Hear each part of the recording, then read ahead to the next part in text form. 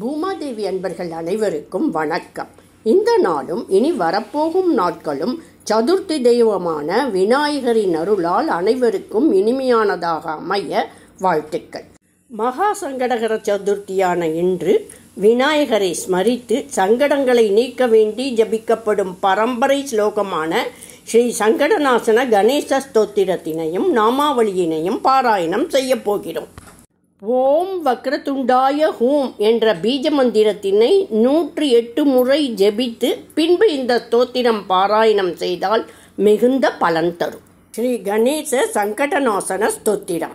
நாரத உவாச்ச ஓம் பிரணம்ய சிரசா தேவம் கௌரி புத்திரம் விநாயகம் பக்தாவாசம் ஸ்மரே நித்யம் ஆயுஷ்காமார்த்த சித்தயே பிரதமம் வக்ரதுண்டம் ச ஏகதந்தம் த்விதீயகம் த்ரிதீயம் கிருஷ்ணபிங்காக்ஷம் கஜவக்த்ரம் சதுர்த்தகம் லம்போதரம் பஞ்சமம் ச ஷஷ்டம் விகடமேவ ச சப்தமம் விக்னராஜம் ச தூம்ரவர்ணம் ததாஷ்டமம் நவமம் பாலச்சந்திரம் ச தசமம் தூ விநாயகம் ஏகாதசம் கணபதிம் துவாதசம் தூ கஜானனம்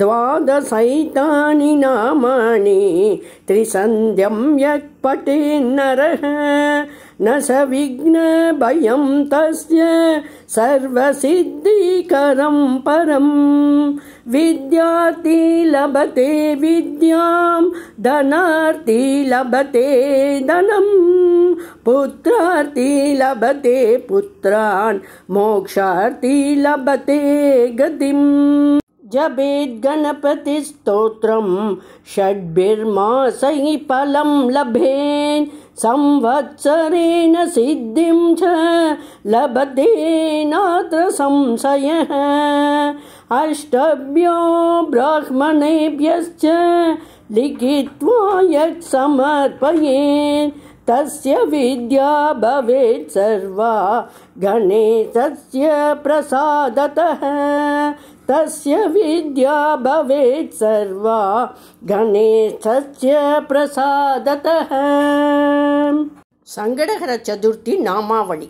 ஓம் வக்ரதுண்டாய நமः ஓம் ஏகதந்தாய நமः ஓம் கஜவதனாய நமः ஓம் லம்போதராய நமः ஓம் விக்னநாசாய நமः ஓம் விநாயகாய நமः ஓம் சிதவிக்கிரகாய நமः ஓம் கிருஷ்ணபிங்காக்ஷாய நமः ஓம் கஜானனாய நமः ஓம் சுரார்ச்சிதாய நமः ஓம் பவிநாயகாய நமः ஓம் கபிலவர்ணாய நமः ஓம் சங்கடநாசாய நமः ஓம் பூதபாலாய நமः ஓம் கணாதிபாய நமः ஓம் ஹேரம்பாய நமः ஓம் குமாரகுரவே நமः ஓம் மூஷிகவாகனாய நமः ஓம் அக்ரபூஜிதாய நமः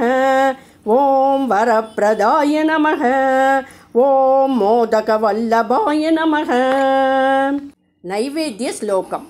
ஓம் ஹேரம்பாய நமஸ்துப்யம் பூஜாம் கிருஹாண விநாயக सर्व विघ्नोपशमन सर्व कार्येषु सिद्धितः.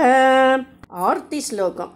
जय देव जय मंगलमूर्ति द्वारका चित्रकूटे परम जगन्नाथा जय गणनायका शुभमंगलदायक विकट विनायक बहुता करुणानिधि.